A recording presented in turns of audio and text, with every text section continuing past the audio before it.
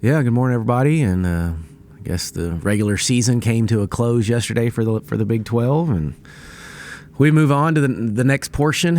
I kind of was using the close the chapter, and so now we open up the new chapter now that the last one is closed. We were waiting on the results yesterday to kind of get seeding and opponents and those types of things. So obviously the one result got us to the double bye, which is good for our kids, good opportunity for us, but only good if you take advantage of it. And so then we'll await a couple of games to figure out who we play.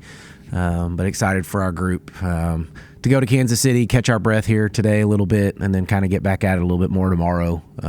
It's tricky this time of year. You've had an opponent to prepare for pretty routinely, and now you don't know, and so you kind of get to focus on yourself again here a little bit for a couple days. And so we will do that and get rested and focus on us and find some areas that we know we need to get better at as we move forward. But hopefully we've got some few basketball games left in us over the weekend in Kansas City, but we're excited to go play.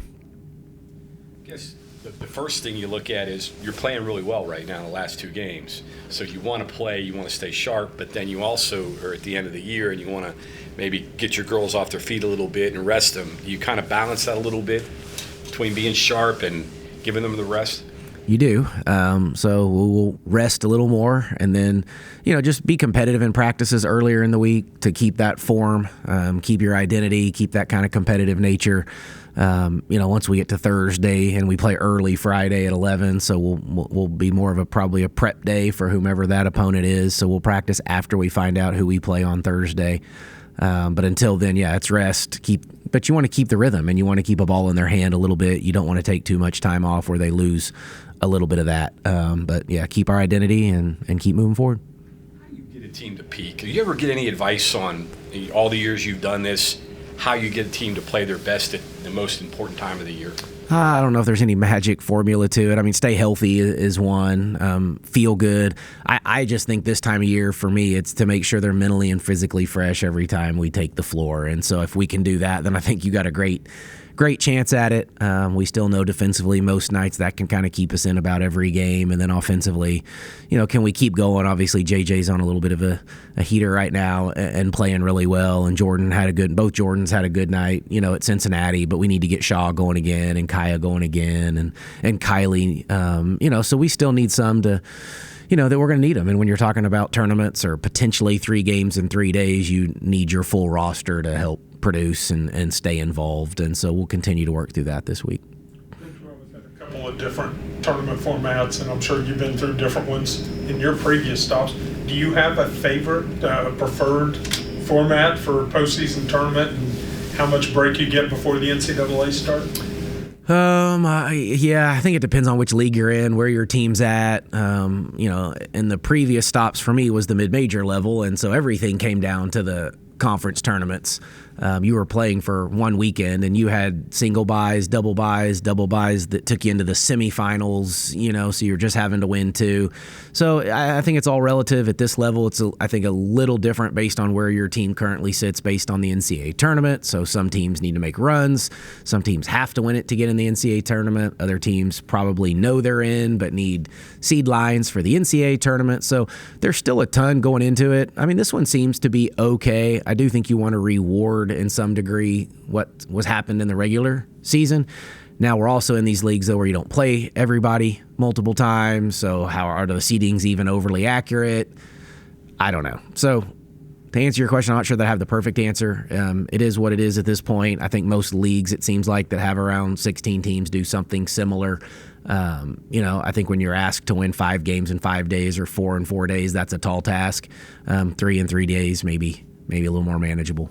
What's your take on JJ's play of late? Is it just because it's late in the year, maybe she's sensing, to step up, or is there more to it? No, I don't think there's anything more to it. I think we know she's been capable of this. To put back-to-back games together is really special right now.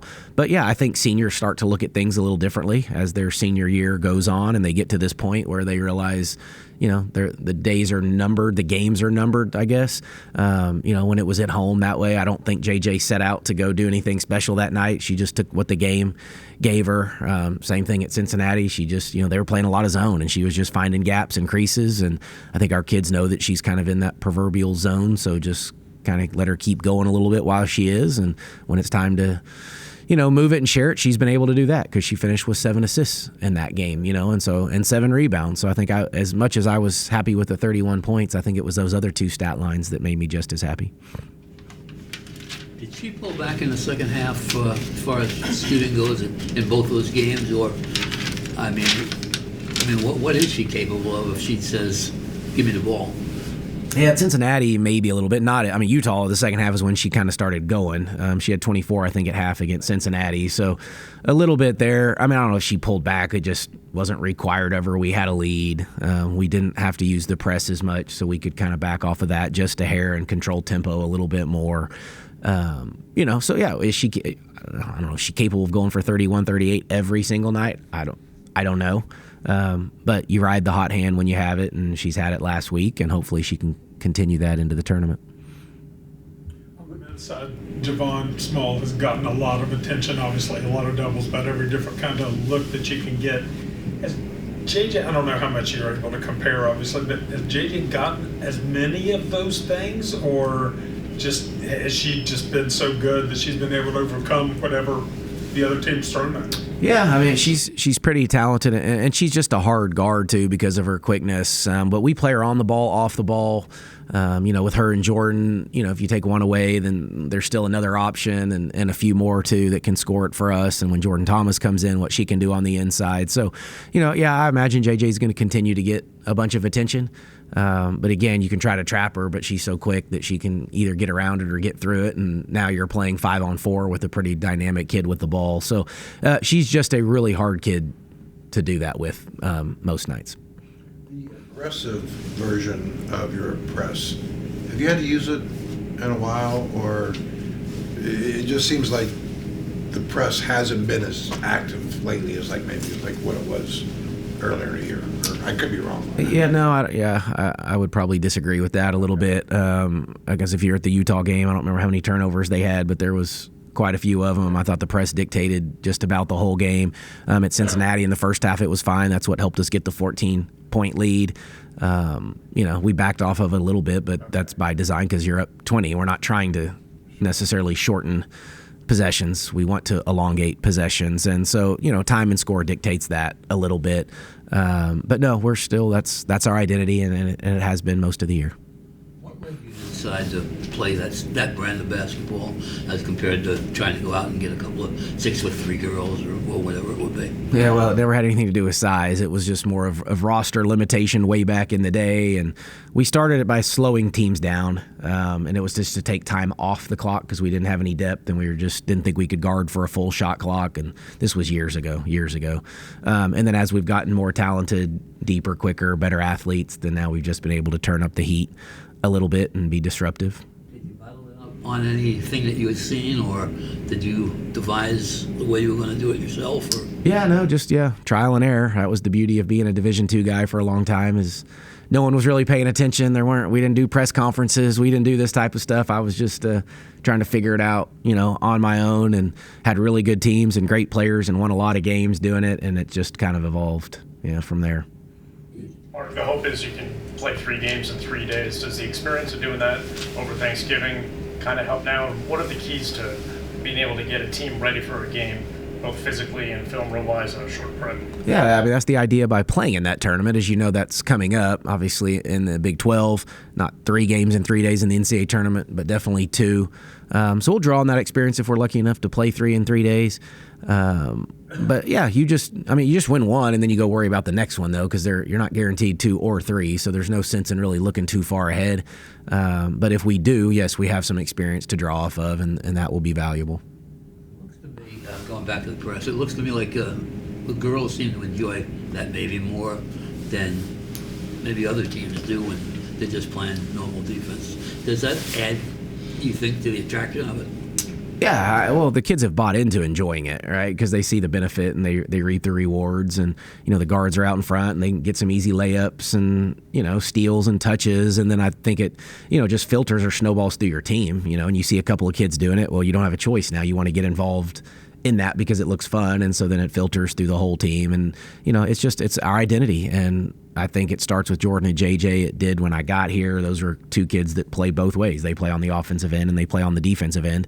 And again, I've said this numerous times, I don't want to just be defined by the press. I want to be defined by being a really good basketball team, and that being on the offensive end and the defensive end. But certainly the defense and the press starts it. If you see 100 recruits, how many of them would you say percentage, or just how many of 100 would be percentage, are capable of playing in the press that you use? Well, probably more than you think. Some of them don't know it yet. We may see it and they don't necessarily know yet. And most high school kids don't play at the speed that they're going to have to play at here. So it's always an adjustment period, if you're talking about those types of kids. The transfers or portal kids, some are already bought in or maybe play in that system. Others, just want to play on a winning team and like what we do, and it looks fun and we share it and move it. And lots of people get steals, and that's kind of a fun thing. So probably more than you think. I don't know out of 100 how many, but between what we think they're capable of and maybe some that already do, it's a decent amount. And is there a personality that fits it? Because it seems like, for example, Jordan and JJ are totally different personalities, yet they both seem to like what they're doing there. Yeah, I think you can have the, like elite on-ball defenders like the two of them are. You can have like the free safety type defenders that may not be as good on the ball, but they're so good at the anticipation. They can read shoulders, would be like reading a quarterback's eyes, type. You have that, and then you've got your bigs in the back, and some are better. Kylie does it differently than Jordan Thomas does when she's back there, but they all have value. And so we can mix and match it enough to find the value if you have an ability to defend, and then we got to get them to buy into wanting to do that. But yeah, there's different ways to go about it. Coach, how does this point of year, if it does feel any different, how does it feel different in year two for you? Well, just more of the known. I know what I'm going to in Kansas City. I mean, I hadn't been to that tournament, had no idea what it looked like, where we played, where we stayed. I think every time you go through it, you just feel a little more comfortable. So that's what it is. I mean, we were talking about the selection show and what we're going to do for that. And last year, I didn't know what in the world what we were doing, where we were having it. Now we have a little bit of an idea. So that's the biggest difference. If seeds hold, we'll play Kansas State again, which we did a year ago. So there's just things that are happening that I think we're just, because we've been here, it feels different, feels a little better. 3 years ago, when you go into Monday of your conference tournament for survival, if you don't win, you're done. And now you're thinking about enhancing your resume. It's a different mindset for you, isn't it? It is a completely different mindset. I was even messaging with one of my former assistants who's a mid-major head coach, and they're getting ready. They'll start theirs next week. And I was telling her, I was like, this is it's such a different feel for me now than it was at the mid-major level. But you're still trying to enhance. There you had to win to get into the NCAA tournament. Here it's seedings. It's, I don't know if we're going to get a chance to host or not, but if we go win 3, that may give us a ballpark. So you're talking about that, or at least you're talking a seed line here or there, which makes a huge difference in opportunities to advance in the NCAA tournament. So different feel, still fun. The excitement is still there. I mean, that doesn't change. You still have that, when you're coming into these weeks. You get a bracket, and we're going to go hand the kids the bracket today. And I think anytime you see a bracket, that, there's a level of excitement to that. So, we'll be fired up. We'll be jacked up to play. Not any different probably at any level, but I'm telling you, the pressure at that mid-major level, and we've talked about this in here a couple times, but is at a whole nother level when you get into your conference tournament. You have to shelter your kids from it. Obviously, you don't want them playing tense and uptight, and they have to perform. Whereas now, that there's other things beyond this. Yeah, it feels different. I mean, you approach it maybe a hair differently. You didn't want those kids to overreact to it and get too tight, knowing what it was, because it was that way for every team, and that's the hard part. Is those. If there's 8 teams in the conference tournament, every one of them has, the same thing has to happen for all 8.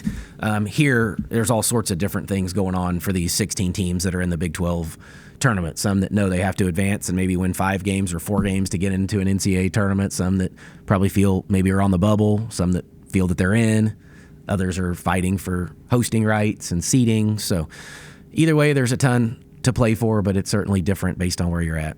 If the seeds hold, either way, you are going to play Kansas State, either as the 4 or the 5. So basically, you're just talking about the color of uniform space. So now they're going to get that game the day before. Does that, I mean, which do you prefer? I mean, that maybe have that game against the lower seed the day before, then face K-State, or coming in with more rest facing K-State, I guess. I guess more rest, because that's where we're at.